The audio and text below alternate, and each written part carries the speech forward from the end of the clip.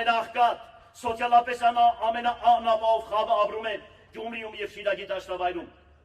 Մարդիկ էլ հնար չունեն, բարեկամները դրսից էլ հնար չունեն ինչքան գումար ուղարկեն, բայց այս պետությունը հիմա որ քարոզարշավ են անում, հələ դրանց ծրագիրը բերեք նայեք։ Ինչ են առաջարկում քաղաքի առողջացման կապակցությամբ,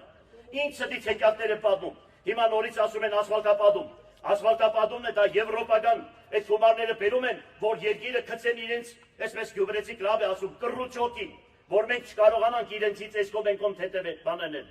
շուռ գալ։ Դիդավորյալ այդ ասֆալտը 10 տարի ընդամենը, 12 միլիարդ գումար են վերցրել, 12 աշխատատեղ չեն ստեղծել,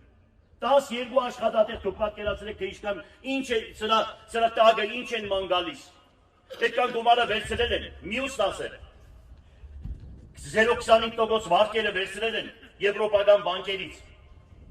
ում են տվել վարկերը, 0.25% ասում են պետությունը սեփականություն պիտի չունենա, զարմանալի է, պետությունը ինչի պիտի սեփականություն չունենա, անապներ այսօր, պատկերացրեք պետությունից անապներ կա, որ պետությունից հարուստ է, երկրի ամբողջ տնտեսքը, հանքերը բոլորը պատկանում են մի քանի ընտանիքի, 7 տարի եկել ես, դրա համար քեզ ընտրեցինք, ես էլ եմ սխալվեք, չորանար ես ձերքը, որ քեզ ընտրեցինք, ճիշտ է նախկինի համար արեցինք, որ նախկինը,